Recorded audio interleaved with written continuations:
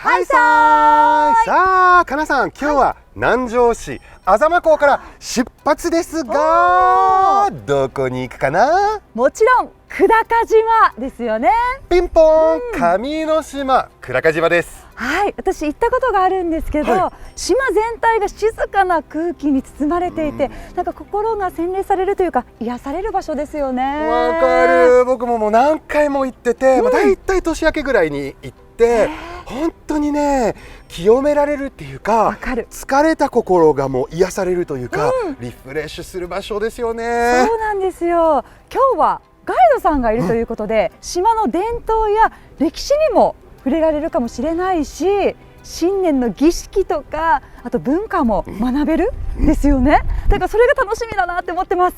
本当に行くだけで洗練されそうなので、早速行きましょう。せーの、レッツゴーやー。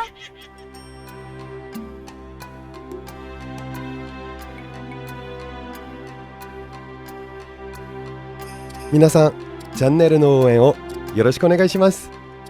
Merci de soutenir la chaîne。今日は沖縄県南城市にある神秘と伝統が息づく島、久高島へ。安座間港からフェリーと高速船が1日6往復運航され、フェリーではおよそ25分、高速船ではわずか15分で島を訪れることができます。人口は令和6年時点で223名に対し、年間およそ6万人の観光客が訪れます。琉球開闢の女神、天海清がこの島に降り立ち、琉球の礎を築いたとされています。そのため神の島として崇められ、島内には数多くの歌木や拝所が点在しており、年間を通じて30を超える祭祀、行事が存在し、祈りを捧げる文化が受け継がれています。さあ、今日は一緒にその歴史と神秘に触れてみましょう。さあ、上陸しました。久しぶりの久高島、もう撮影日和でいい風も感じてますけれども、今日はね、かなさんも言ってたんですけれども、ガイドさんの案内のもとでこの久高島をいろいろあれこれ見るんですけれども、本日ガイドをしてくださる西目さんです。よろしくお願いいたします。よろしくお願いします。お願いします。天海峡ど真ん中西目と申します。早速ぜひぜひ案内のよろしくお願いします。よろしくお願いします。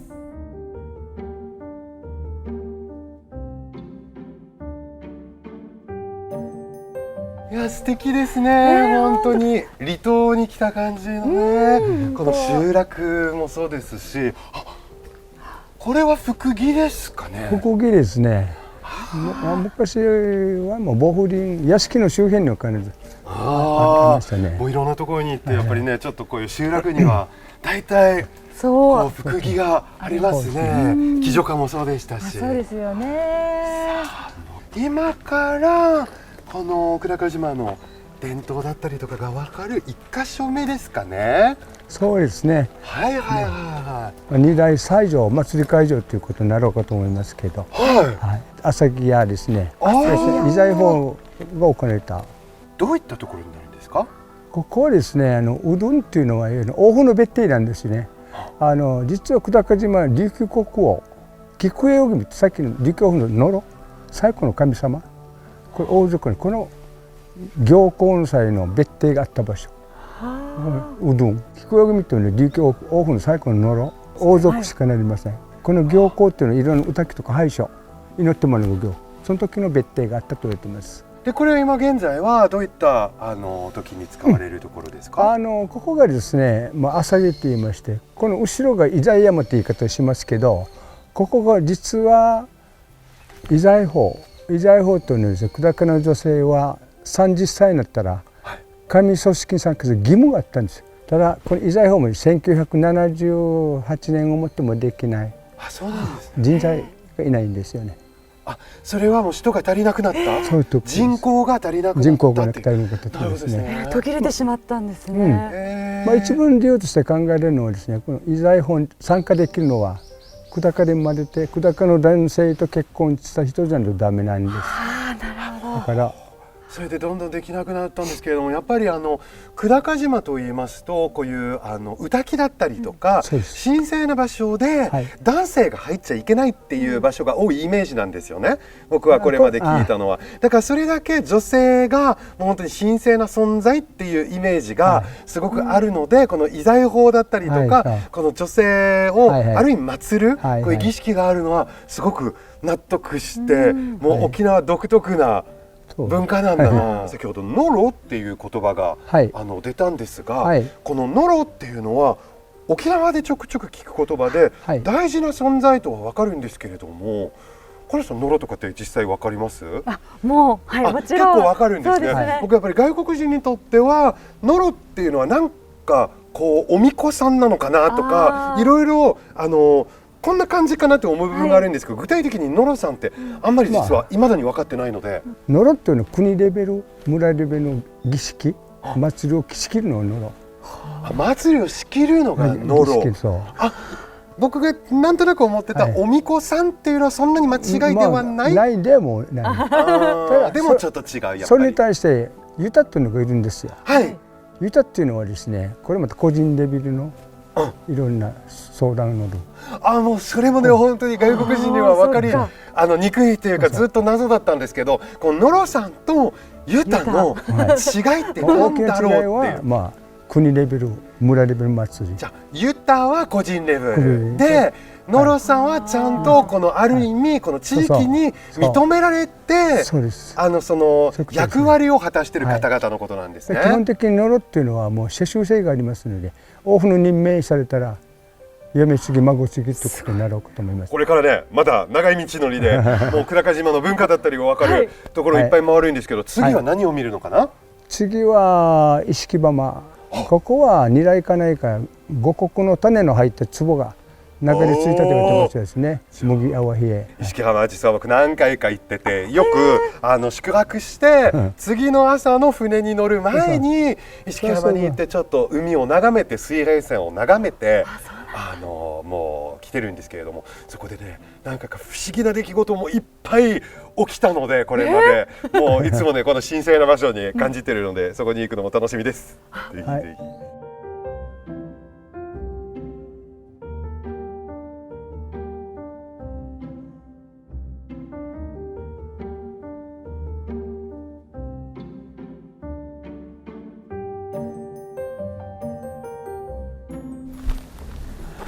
いやーだいぶね島ののどかな本当。パートになってきましたけれども、気持ちいいな。石木浜っておっしゃっていたので、はいもう海近いってことですよね。そうですね。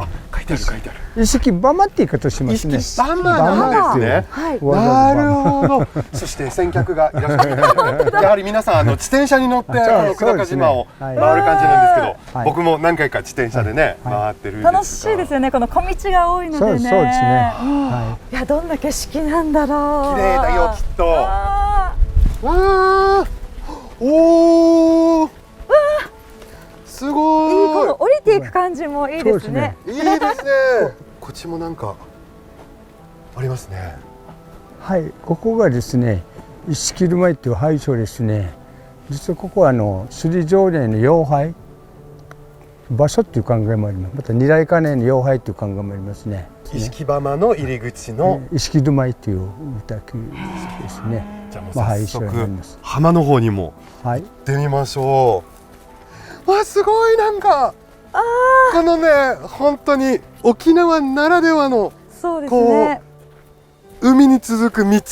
ね、なんか海への入り口っていう感じがして。すごい、ね、素敵。もう本当に離島に来ましたっていうか、はいヨーロッパでは考えられないフランスでは考えられない景色なんですけど、あこちら伊能ですか、はね。い、伊能って言いますね。小地っていう伊能ですね。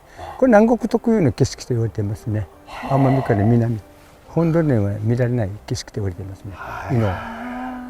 もうジャングルを抜けてこの開放的なもう景本当に色ともう南国らしい景色、またこの伊能がか見えるということなんですけど、景色だけじゃないですね。そうですね。ここはもう本当に文化や歴史にも大事なとこ重要なろですよね。歴史行事がありますね。はい。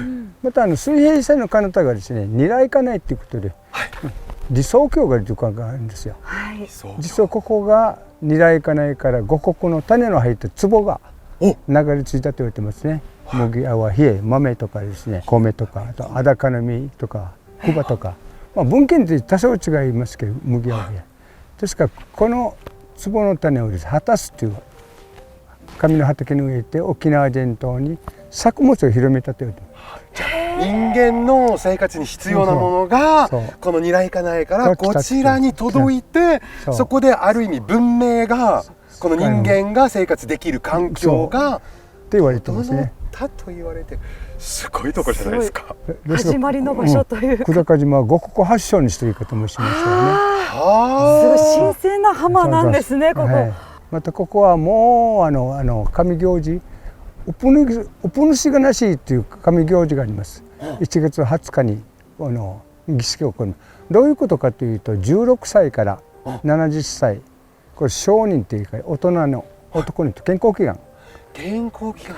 一人に対して3個のさっきの意識止まりで神にお祈りしたここを降りてきて、一人に対して3個の石を拾います。ですからこの石が実は今各お家の床の間には置いてあるんですよ。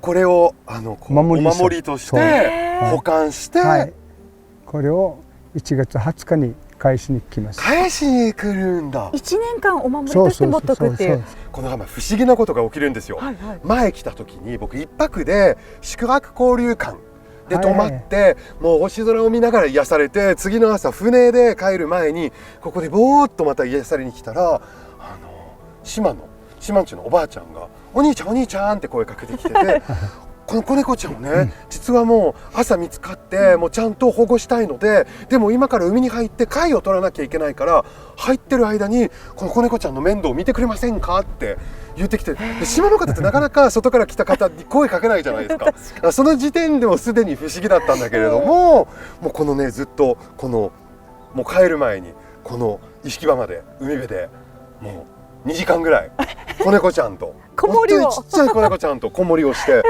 ういうね不思議なかなかないじゃないですか、そんなこと人生で。久高島に来たら必ずそういうようなことは僕に起きるんで、なんか不思議な体験というかね。なんかすごい合ってる場所です。僕すごい清められる場所なんだけれども、もうこうやってね西部さんからまたその歴史とか由来を聞くと、なおさらすごいなって今日たっぷりねこのねエネルギーをそうそう本当ですね。もう洗礼されて、はい本当に帰りましょうね。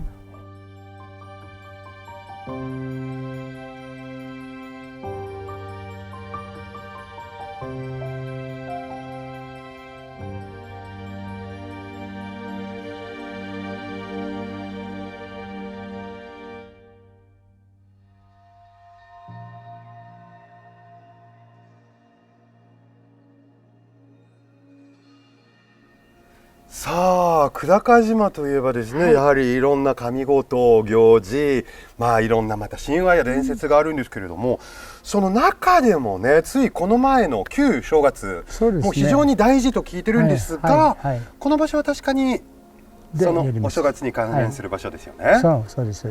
久高では総和ティこれはじゃあどういったさっき16歳がやっぱり70歳男の人の健康祈願なんですよ。大人元旦はですね、元旦は70の先輩方が2人1組で野呂様、あと仮眠中にお酒を作拝みって言いますね。お酒を捧げて健康祈願祈願ですね。元旦は男からやりますね。男の息がって言いますね。息がザクっていうのはお酒で、3日目を結びとしてこの女性の仮眠中華やります。女性のこと稲具ザクっていうこと、この行事総合と十五夜、お正月の神聖な場所ということ、ちょっと今日我々も近くで見れたりするんですか？はい、大丈夫です。ぜひ見てきましょう。おー、なるほど。なんかこうね仏壇って仏壇ですかね。はいありまして、我々もちょっと健康祈願はい。ね、はいしましょうかね。次のスポットに行く前に、じゃあちょっと瞑想の時間です。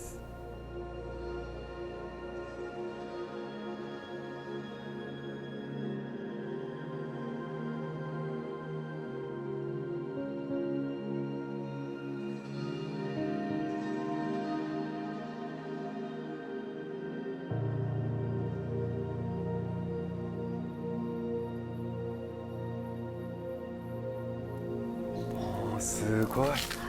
またジャングルみたいな。本当ですね。これねね、雰囲ヒゲ気があって。ガジュマルの。ガジュマルのヒヒゲゲ。じゃあ次はどういった場所ですかね。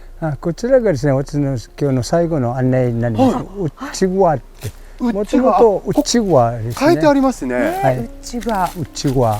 こちらはどういった場所なんですか。内側っていうのも役人屋敷跡って言われてます。奄美京ゆかりの地奄美京ゆかりの地。とも言われてますね。はなぜかというと向こうの後ろに丸い石、い。はい。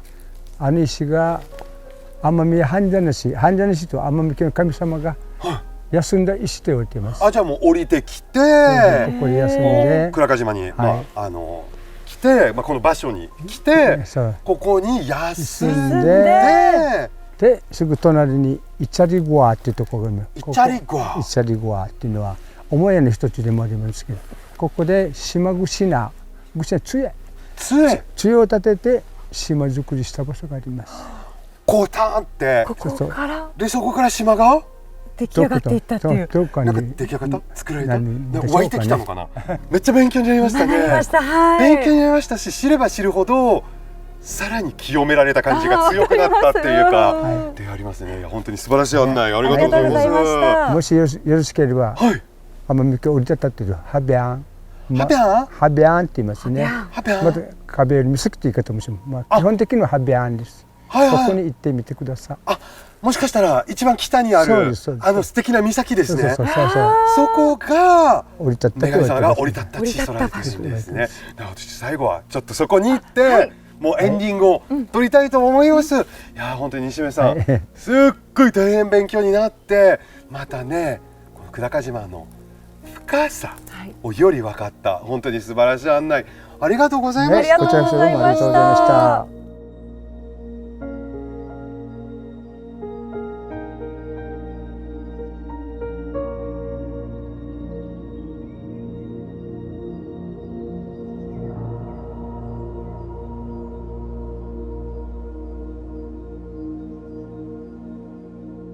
さあかなさん、もう最後は女神様奄美清様が降り立ったとされているね、このカベール岬、別名通称ハビャンっていうところにやってきました。もう見てこの壮大な景色と海の透明度が。そう、本当綺麗なんですよね。久高島は本当に島時間っていうのがゆったり流れていて、なんかどの場所も自然とエネルギーがチャージされるっていうか、そうですね。でまた訪れたくなる、また帰ってきたくなる島だなって今回改めて思いましたし、あ、すごい波しぶきがかかってくる。あ、しぶきじゃないです、はい、清水です久高島の清水なんです。あ、じゃあ浴びた方がいいんだ。それぐらい不思議なことがいっぱい起きる島なんですけど、もうね、もうたくさん清水を浴びてお別れしたいと思います、はい、それでは See you! シーサー。今日も沖縄の魅力をたくさん知っていただきました。うちのアンチの私でも様々な発見がありましたよ。皆さんぜひチャンネル登録をよろしくうにげーさびら。うんじくみそうりよ。